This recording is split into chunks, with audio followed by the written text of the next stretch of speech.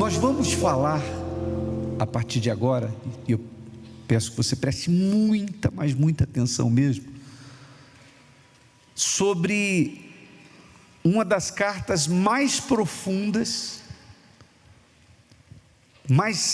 uma das mais ricas em ensinamentos, das 7 cartas, ou das 7 igrejas do Apocalipse, que é a carta à igreja em Laodiceia. Ela é rica em detalhes, embora a gente está se concentrando mais sempre no final, quando fala da promessa ao vencedor. Nós estamos nas noites dos vencedores, mas não há como a gente não enxergar os detalhes que há nas entrelinhas de cada versículo dessa carta. Se você tem a Bíblia, abra em Apocalipse capítulo 3, versículo 14. Apocalipse capítulo 3, versículo 14.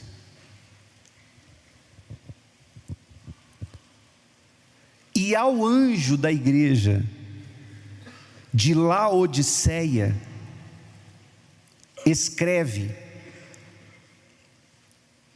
isto diz o Amém, a testemunha fiel e verdadeira, o princípio da criação de Deus. Então, aqui você vê a quem a carta vai ser endereçada e quem está ditando a carta. Então, a carta é endereçada ao pastor da igreja de Laodiceia, o anjo da igreja é o pastor, e quem escreve é aquele que é o Amém, a testemunha fiel e verdadeira e o princípio da criação de Deus. Ou seja, como sempre, todas as cartas, quem fala com aquela igreja é o Senhor Jesus. A gente viu nas demais 6 cartas que apenas 2 igrejas não receberam nenhum tipo de repreensão, nenhum tipo de censura, que foram as igrejas de Filadélfia e Esmirna. Essas igrejas não receberam nenhum tipo de repreensão do Senhor Jesus, consideradas as igrejas modelo, padrão para nós. As outras cartas, ou as outras igrejas, receberam repreensões, mas também Jesus tinha algumas coisas, ou alguma coisa a favor. Então Jesus fez repreensões, mas também elogiou alguma virtude, alguma qualidade que aquela igreja tinha. Todas elas foram assim. E sendo que Esmirna e Filadélfia eram perfeitas. Mas a igreja de Laodiceia, conforme a gente vai ler agora, foi a igreja que não teve nada de bom. Não teve aquela coisa de Jesus dizer assim: olha, tenho porém contra ti que isso, mas tens a teu favor isso. Não tem. Jesus só tinha coisas negativas para falar com essa igreja, não havia nada de positivo. Mas qual era o estado espiritual dessa igreja, ao ponto de Jesus não ter nada de bom para citar dela, e só censurar? Qual era o estado? Vamos ver. Versículo 15, Jesus diz assim: conheço as tuas obras, que nem és frio, nem quente. Quem dera, foras frio ou quente. Você sabe que Jesus dizer quem dera que você fosse quente, a gente entende, porque o quente é o que está na fé. Mas ele fala assim: quem dera foras frio. Ou seja, frio ou quente. Por que o quente a gente sabe que está certo, mas por que ele fala também quem dera foras frio? Versículo seguinte explica: assim, porque és morno e não és frio nem quente, vomitar-te-ei da minha boca.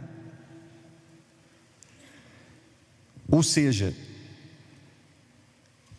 a igreja de Laodiceia, espiritualmente falando, se fosse comparar a vida espiritual com uma temperatura, ela não era fria, não era uma igreja fria, gelada, mas também não era quente. Mas Jesus até chega ao ponto de dizer que preferia que fosse fria do que o estado de mornidão. Era algo que o indignava tanto, que Jesus disse que estava a ponto de vomitá-la. Imagine uma coisa que te causa náusea, que te causa nojo. Era isso que aquela igreja causava no Senhor Jesus: náusea, nojo. Por quê? Porque não era nem fria nem quente, ou nem quente nem fria. E quando eu entendo que quando Jesus diz assim, que preferia até que fosse fria do que ser morno, porque pelo menos o frio é sincero. Quem é o frio? O frio é aquele que reconhece a sua condição de estar distante de Deus, ou ele assume que não crê, ou ele assume que não quer. Existem pessoas que chegam na igreja e elas dizem: olha, eu não creio, ou eu sou isso, eu sou aquilo, eu faço isso mesmo, eu não concordo com isso, eu não concordo com aquilo. É aquela pessoa que é gelada, espiritualmente ela é gelada, mas há mais esperança na conversão dessa pessoa do que no morno. Porque o morno é aquele que não assume a fé, mas não confessa que não crê. O morno é o religioso.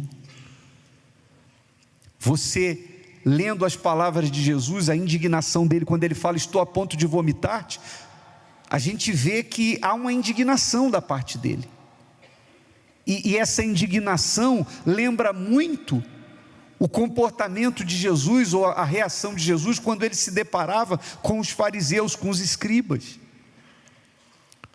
Porque os fariseus e escribas eram profundos conhecedores das Escrituras Sagradas. Os fariseus porque estudavam a Bíblia, decoravam a Bíblia. Os escribas porque escreviam os textos sagrados. Não existia gráfica, eles copiavam a Bíblia.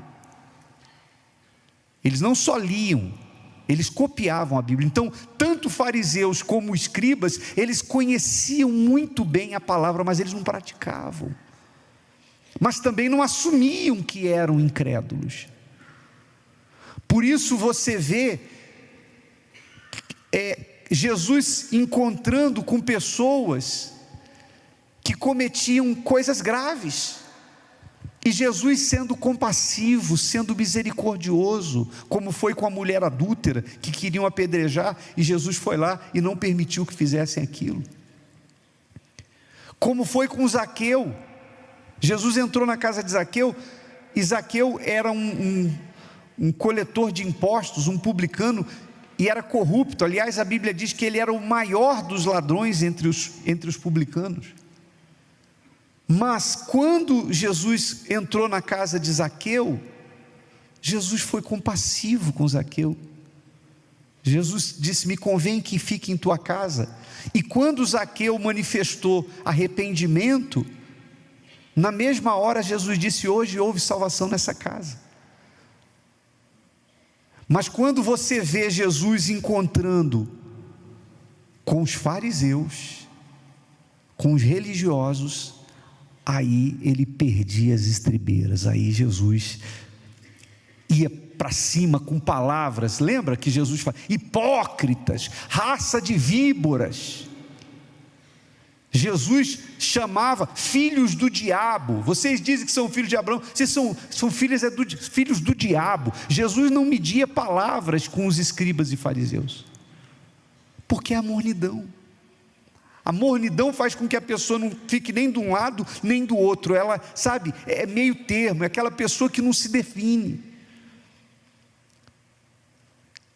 E traduzindo isso para hoje, o que é isso hoje?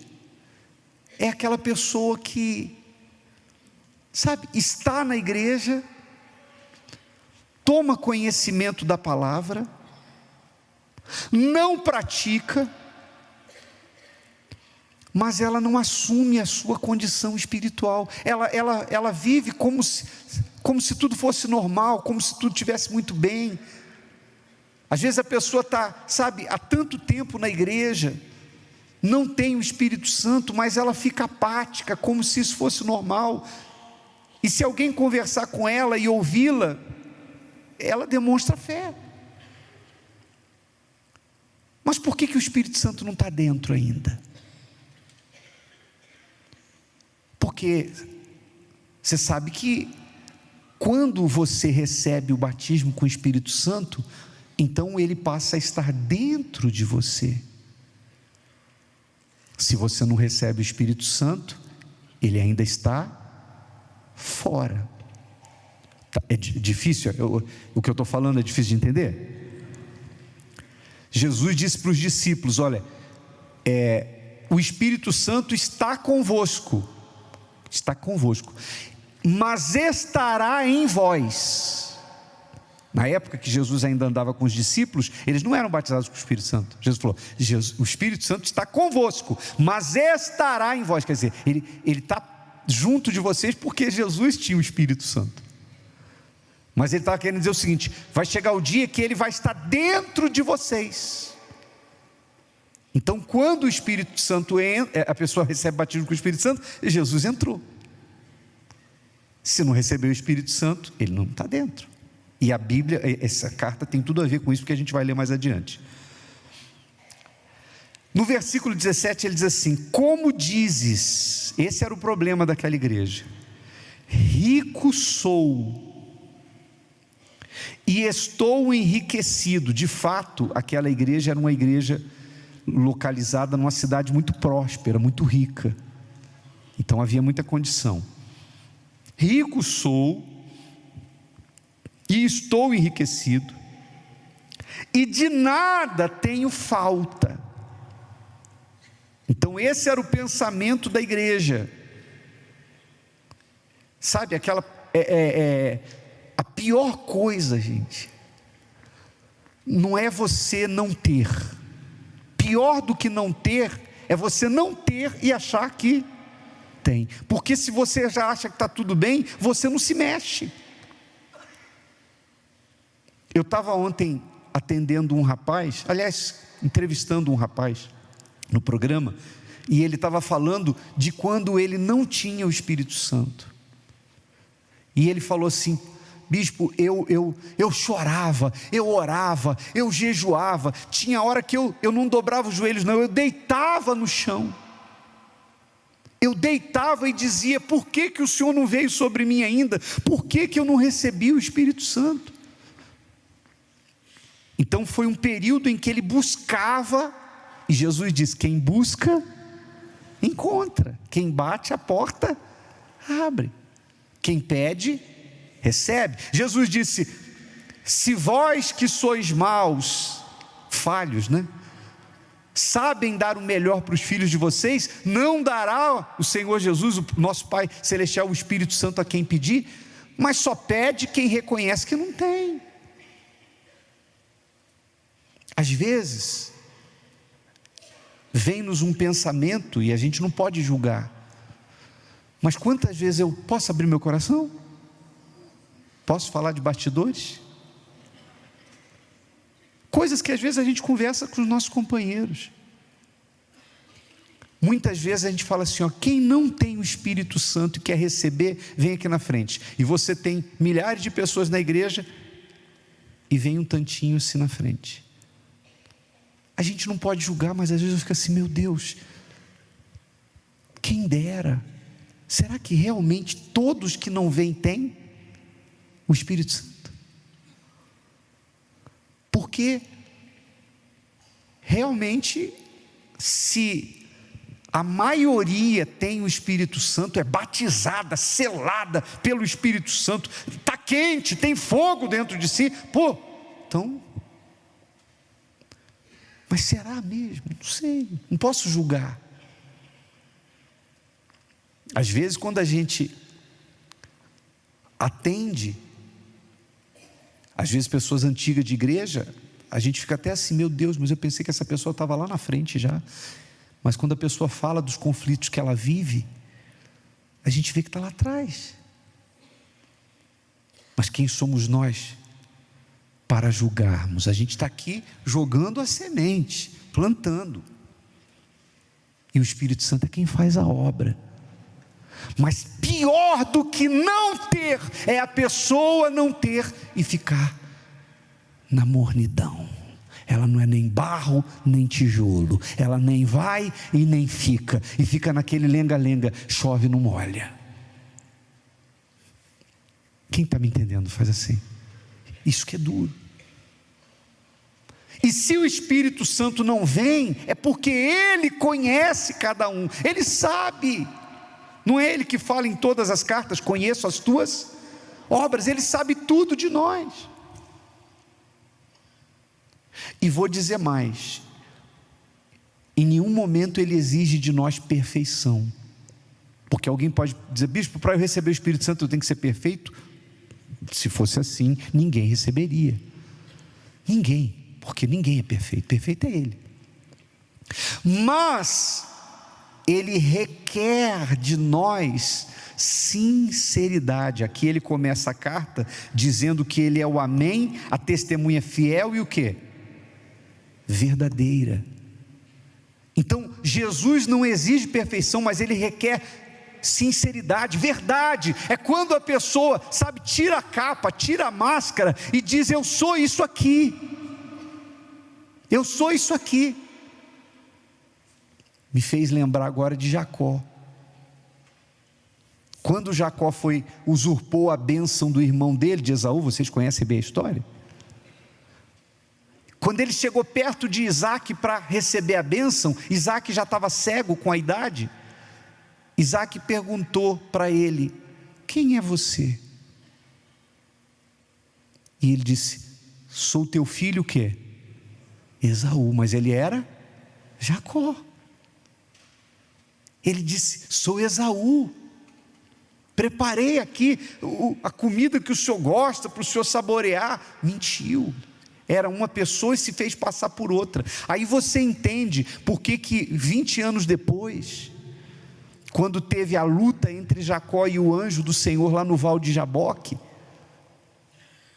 e ele se agarrou com o anjo, não deixou o anjo sair. O anjo do Senhor perguntou para ele, como é teu nome? Eu pergunto, Deus precisa perguntar para você qual é o seu nome? Precisa perguntar para mim o meu nome? Ele nos conhece, conhece as tuas obras, sei quem você é. Mas aquela pergunta foi proposital. 20 anos atrás, quando foi perguntado quem você era, você mentiu. Então agora eu vou perguntar, como é que te chamas? Ele diz, eu sou Jacó. Aí Deus disse, não, agora você vai se transformar em Israel. Ou seja, naquele momento, Jacó foi verdadeiro. Quando ele disse, eu sou Jacó, é como se ele estivesse dizendo assim, eu sou um trapaceiro, mentiroso, enganador, eu sou tudo o que o Senhor já viu que eu sou, mas eu quero mudar de identidade, eu quero ser um outro homem. E é isso que Deus busca, que a pessoa tire a máscara, que a pessoa seja sincera. Mas a igreja de Laodiceia dizia, estamos ricos, estamos enriquecidos, não temos falta de nada. E aí olha o forte que Jesus fala em seguida. Não terminei não, volta lá. E não sabes que és um que, gente? Pô, é muito forte essa primeira palavra, hein? Lembra que eu falei que Jesus não passou cera, não mediu palavras? e não sabes que és um desgraçado. O que é um desgraçado? O desgraçado é o desprovido da graça. Está vendo como esse negócio de graça, está tudo certinho, pode fazer o que quiser que está na graça, não tem nada de graça nisso? Jesus chamou a igreja de Laodiceia de desgraçada. E era uma igreja que tinha batismo nas águas, que pregava a palavra. Olha como você não pode cair nessa conversa fiada. Ih, Jesus já fez tudo, você só precisa crer.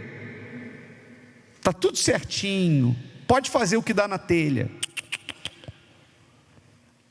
Jesus chamou essa igreja de desgraçada. E não sabes que és um miserável, desgraçado, quer dizer, não tem graça, e miserável, e pobre, e cego, e nu. Jesus foi duro, tão duro quanto era com os fariseus, com uma igreja. E a igreja não sabia. Pior coisa que pode acontecer com a gente não é o engano, não é ser enganado. Pior do que ser enganado, que ninguém gosta de ser enganado, mas pior do que você ser enganado é o auto-engano. Uma coisa é alguém te enganar, agora a gente enganar a gente é pior ainda. Sim ou não? E essa igreja vivia o auto-engano. Ele diz: não sabes que és um desgraçado e miserável e pobre, cego e nu. Aconselho-te que de mim compres ouro provado no fogo, para que te enriqueças.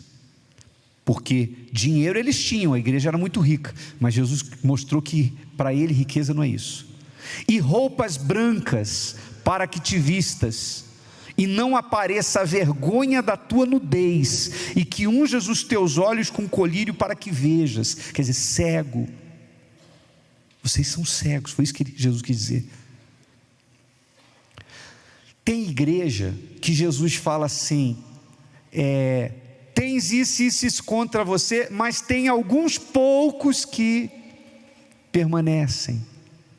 Você vê que nessa não tinha ninguém, estava todo mundo perdido, uma igreja pobre, cega, nu, miserável, desgraçada e perdida.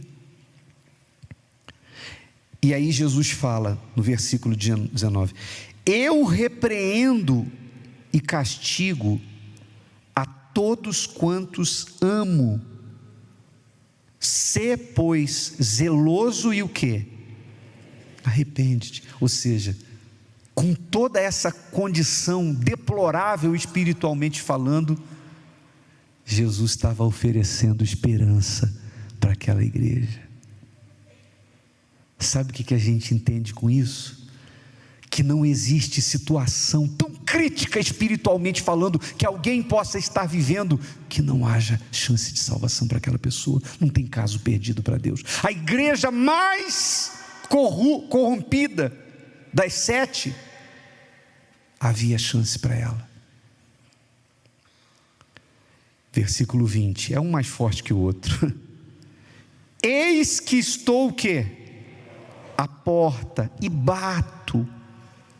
Se alguém ouvir a minha voz e abrir a porta, entrarei até ele, e com ele cearei e ele comigo. Lembra que eu falei?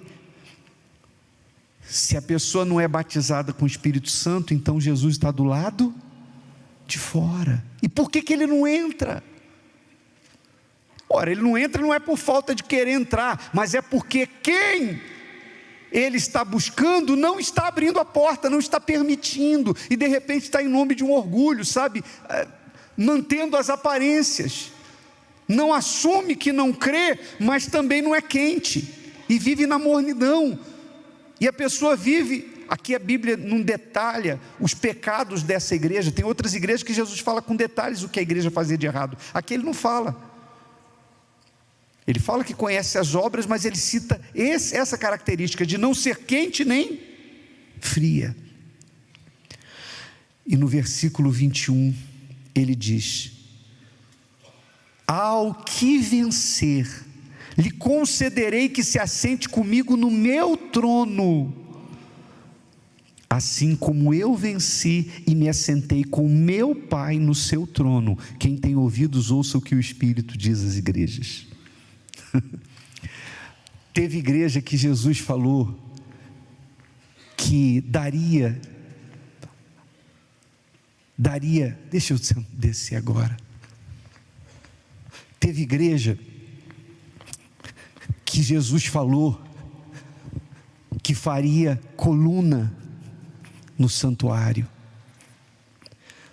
Teve igreja que Jesus falou que daria do maná escondido, daria uma pedrinha branca. Para cada igreja ele fez uma promessa, mas para essa, a promessa que ele fez para a pior igreja foi a maior promessa, porque o que pode ser maior do que sentar no trono de Jesus? Se a gente fosse colocar numa escadinha, numa escala, as promessas feitas às 7 igrejas, para a pior igreja, ele jogou mais alto, ele colocou algo maior. Ele fez a promessa das promessas, porque sentar com Jesus no trono, o que tem mais alto que isso? É ou não é verdade? Foi o que o diabo quis. Aquilo que o diabo suspirou, invejou, desejou, que foi o trono, e ele não permitiu. Ele disse para essa igreja: eu deixo você sentar comigo no meu trono. Sabe aquele pai que é motorista de caminhão e pega o filhinho e põe na cadeira do motorista e deixa ele ficar com a mão no volante, brincando assim, e ele se sente o tal, né? No carro do pai. Não estou falando de dirigir não, botar a criança para dirigir não, sentar. Quem o seu pai fez isso quando você era pequeno? Faz assim, você sentiu o cara, não foi? Pô, você ficou, porque aquele ali é o trono do seu pai. Seu pai é médico e te leva no consultório dele, bota um jaleco em você e fala: senta aqui, meu filho, na cadeira do papai. Pô, você sentiu o cara. Jesus promete para a igreja de condição mais deplorável e miserável a maior das promessas: sentar com ele no trono.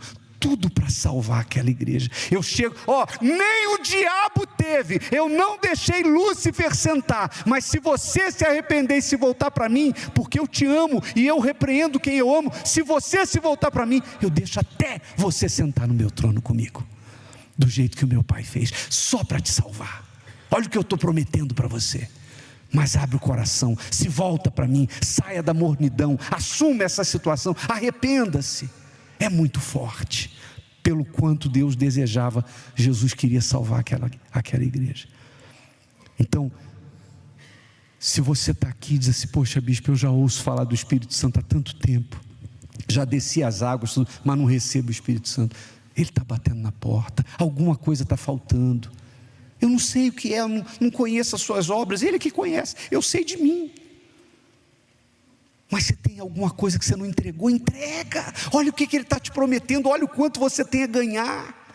Entrega essa mágoa, perdoa. Você que de repente não abre mão você não perdoa quem te ofendeu. De repente é uma pessoa que você não tira o coração, é um pecado que você não abre mão, mas até quando? É hoje, é agora, é essa noite. Ele está aí, Ele está aqui, mas Ele quer estar dentro. Nessa igreja Ele estava do lado de fora.